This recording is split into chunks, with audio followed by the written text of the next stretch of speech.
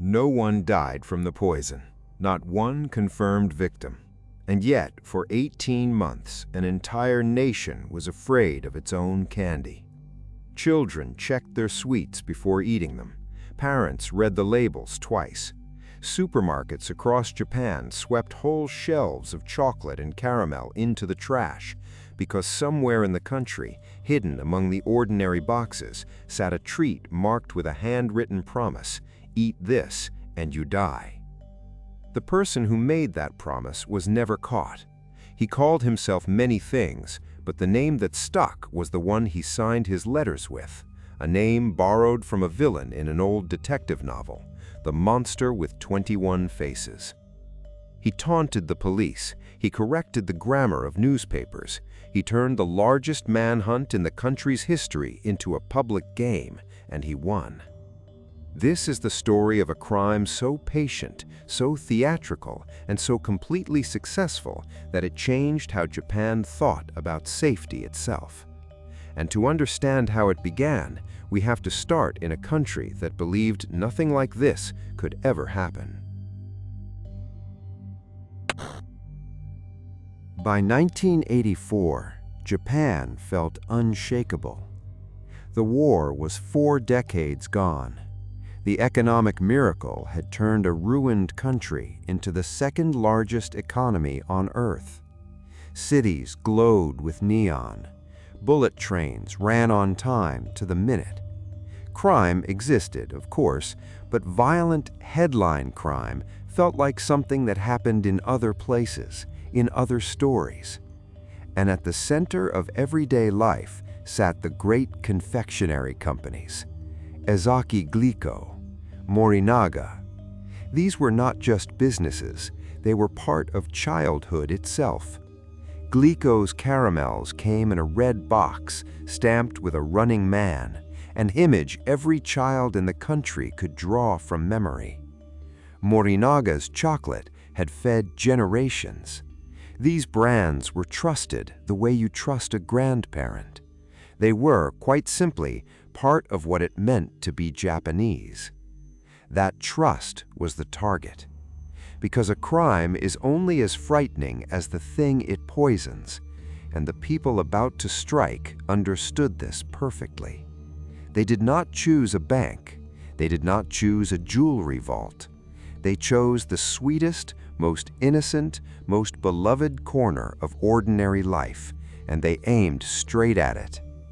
In the spring of that year, in a quiet, upscale neighborhood where nothing ever happened, the first move was made. It began not with a letter and not with poison, but with something far more direct. It began with an armed man in a family's home. On the evening of March 18, 1984, the president of Ezaki Glico was at home in Nishinomiya in Hyogo Prefecture. It was an ordinary night. He was taking a bath. Then the door broke open. 2 armed men had forced their way inside. They moved with unsettling calm, as though they had rehearsed it. The family was bound and locked in a bathroom. The president was pulled from his own home at gunpoint, wrapped, and taken out into the night. In minutes, the head of one of Japan's most famous companies had simply vanished. The demand arrived quickly, and it was enormous: 1 billion yen in cash. And, as if to prove they were not ordinary criminals, 100 kilograms of gold bullion. It was a ransom designed to make headlines, a number so large it announced ambition as much as greed. But the kidnappers had made a mistake. They had underestimated the man they had taken. Held in a warehouse in Ibaraki in neighboring Osaka, the president watched and waited and looked for a gap.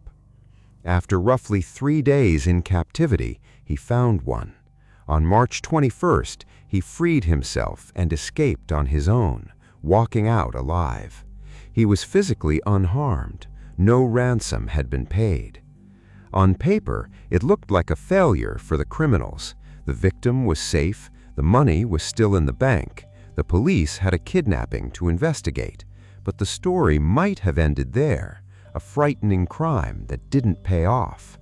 It did not end there, because the people behind it were not finished.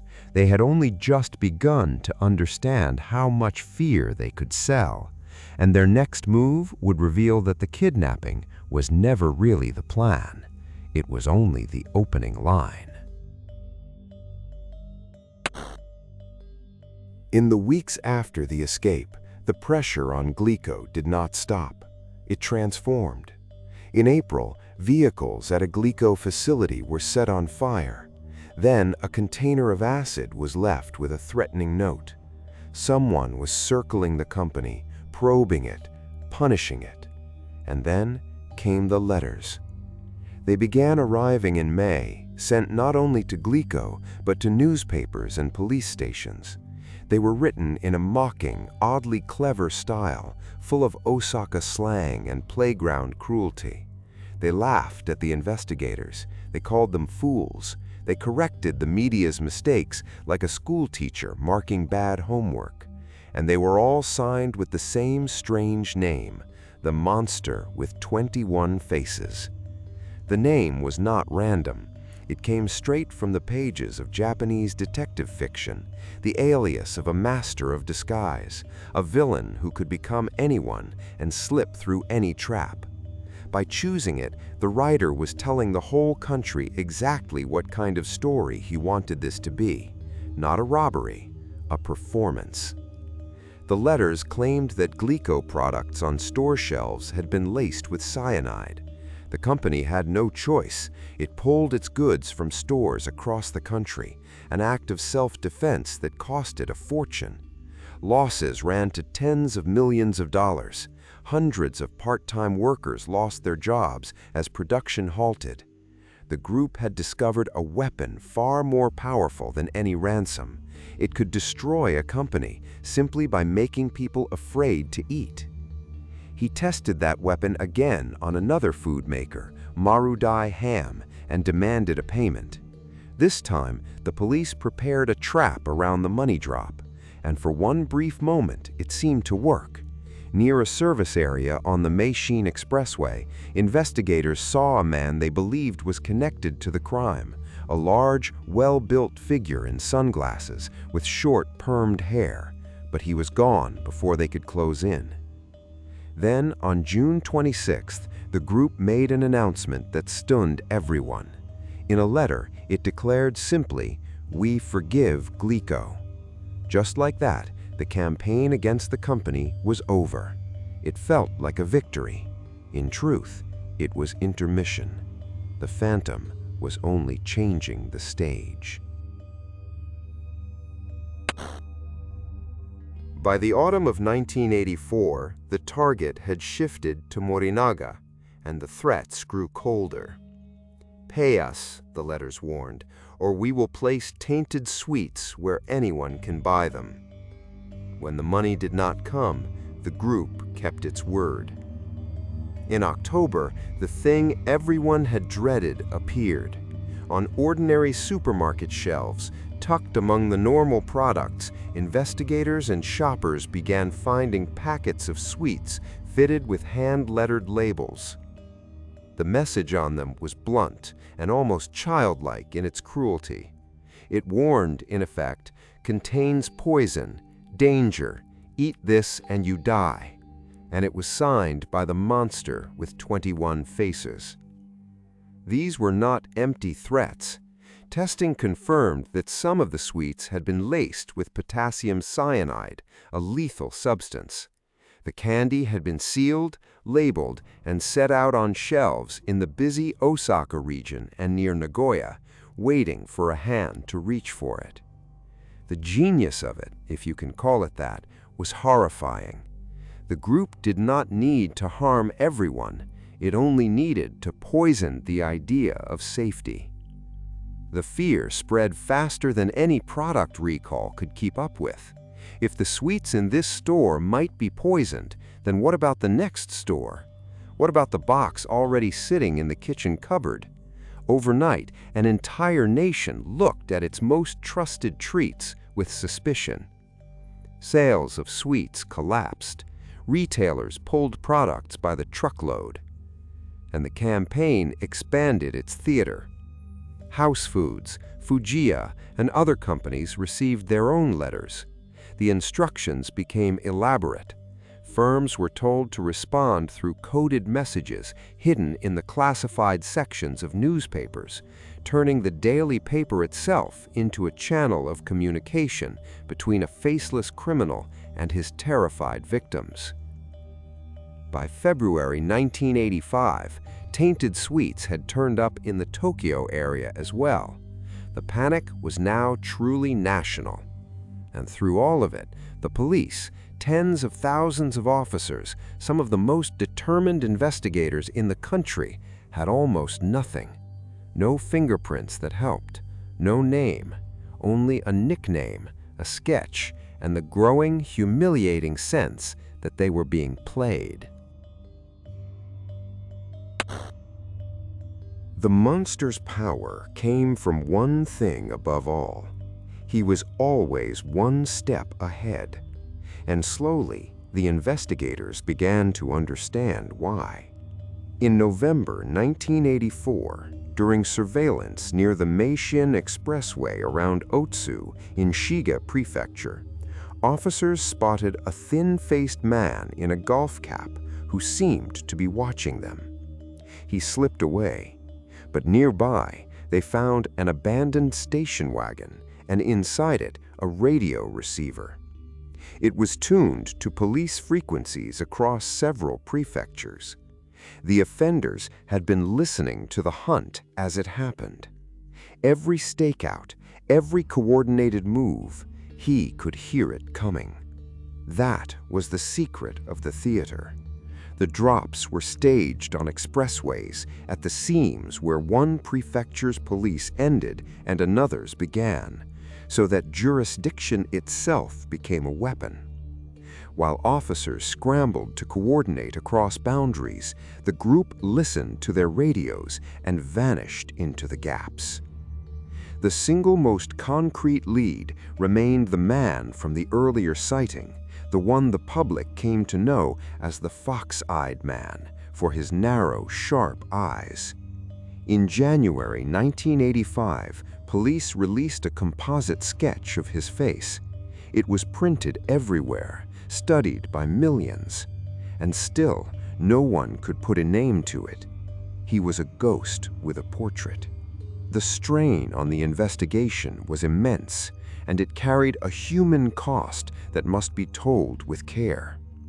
In August 1985, a senior officer of the Shiga Prefectural Police, reportedly overwhelmed by the failure to catch the group, died by taking his own life.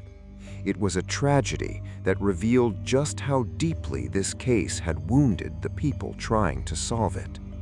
Days later, on August 12, 1985, the monster with 21 faces sent one final letter. In it, he announced that he was quitting. He had decided, he said, to stop tormenting the food companies. And then, having declared his own ending, he fell silent. No more letters, no more poison, no more taunts. The performance was over, and the star had walked off stage into the dark, taking every secret with him. For years after the silence, the investigation continued, but the clock was against it. Under the law at the time, the charges carried statutes of limitations, deadlines after which no one could be prosecuted. One by one, they expired. The kidnapping, the extortion, and finally, in February 2000, the last charge, the attempted murder tied to the tainted sweets, ran out of time.